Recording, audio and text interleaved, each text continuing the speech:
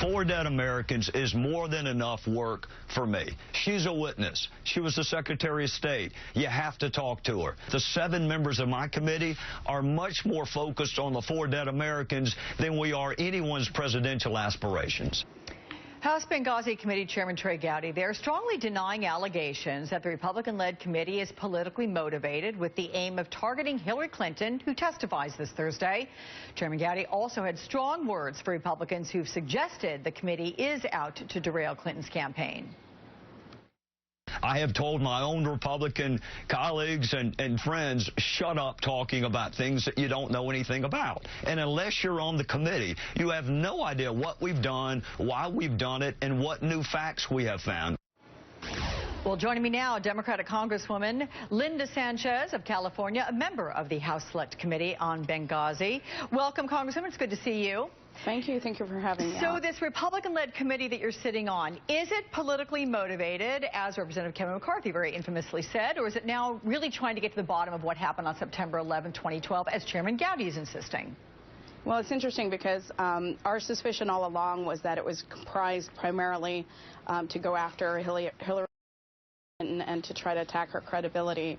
And with the number of proposed hearings that were canceled and the focus moving almost exclusively to looking at Secretary Clinton, I think there's no doubt that it is politically motivated. Now, suddenly, however, the Republicans have had an epiphany, and they want to go back and say, oh, no, no, no, we really are truly interested in finding out what happened that evening and, you know, why these 4 Americans lost their lives. But I think that that's a very recent development in terms of the committee. All right. Chairman Gowdy says that the committee's interviewed 50 witnesses, Secretary Clinton being just one of them, and he says the committee plans to call about 20 more witnesses. What's your reaction to that? What more do you think we're going to hear that we have not heard?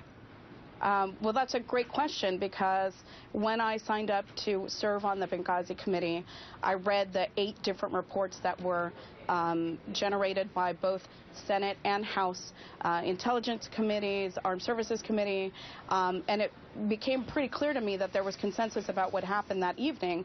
I wasn't really sure what exactly the Select Committee would find that was in addition to what had already been generated. And what I'm finding is there, after 17 long months, which is, by the way, the largest running Select Committee investigation, longer than Watergate or Pearl Harbor or the investigation into Hurricane Katrina.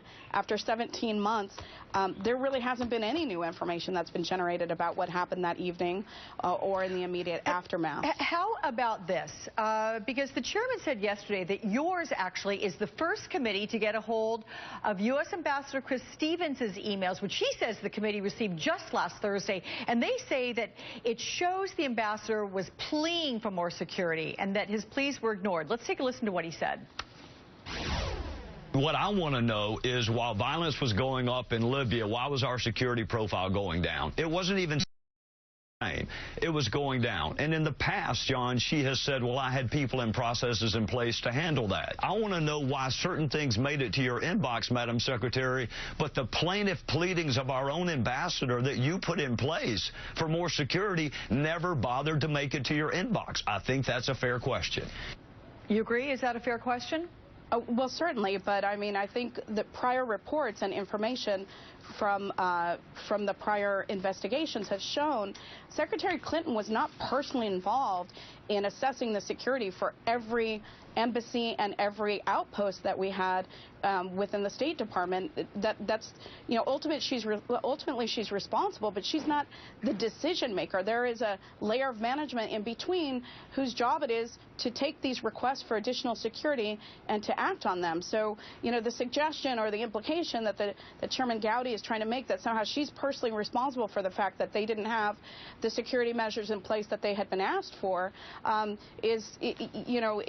it's just an attempt to really smear her, when in fact many Republicans voted to cut funding for State Department to increase security at some of the embassies and some of the outposts. So give us a preview of what you expect from your Republican counterparts on the committee, what you think they will ask Hillary Clinton on Thursday, and what do you plan to ask? Sure. Well, I think, you know, clearly their tack is going to be to try to, call into question her credibility and try to sort of use the shiny object theory like, oh, look, shiny object, the email server. I think they're going to spend a lot of time focused on that.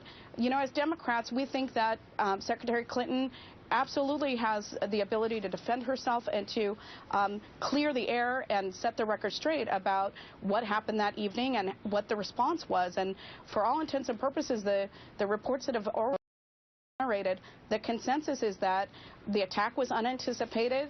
Under the circumstances at the time, the people who responded appropriately. They did everything that they could. And tragically, 4 Americans lost their lives.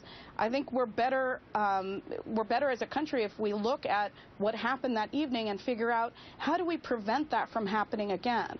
And I think Secretary Clinton, once given the opportunity, will certainly be able to answer their questions and set the record straight on all of the innuendo and the smear tactics that they've been employing to try to discredit her. All right, California Democrat Linda Sánchez, thank you so much for your time. We'll be watching Thursday.